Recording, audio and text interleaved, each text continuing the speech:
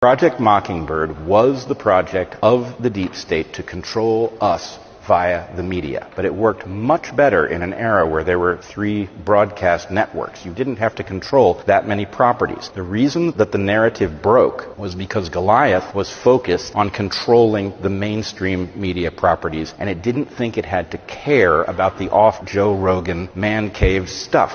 Why should it care what a podcast was? Who cares what gets said on pirate radio, right? But that mattered a lot because people, when they realized they were being lied to and they were doing harm to themselves because of those lies, tuned out the mainstream media and they started searching for information elsewhere. The punchline is, if you want to beat the deep state, what you need to do is you need to drag Goliath onto territory he doesn't understand. That's where we win.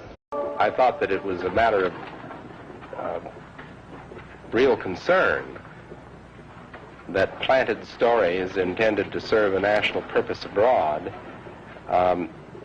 came home and were circulated here and believed here, because this would mean that the CIA could manipulate the news in the United States by channeling it through some foreign country. And we're looking at that very carefully. Do you have any people being paid by the CIA who are contributing to a major circulation American journal? We do have people who submit pieces to two American journals. Do you have any people paid by the CIA who are working for television networks? This, I think, gets into the kind of getting into the details, Mr. Chairman, that I'd like to get into in executive session. At CBS, we had been contacted by the CIA. As a matter of fact, by the time I became the head of the whole news and public affairs operation in 1954, the ships had been established, and I was told about them and asked if I'd carry on with them. We have quite a lot of detailed information, and we will evaluate it, and we will include any evidence of wrongdoing or any evidence of impropriety in our final report and make recommendations. Do you have any people being paid by the CIA who are contributing to the national news services, AP and UPI? Well, again, I think we're getting into the kind of detail, Mr. Chairman, that I'd prefer to handle in executive session.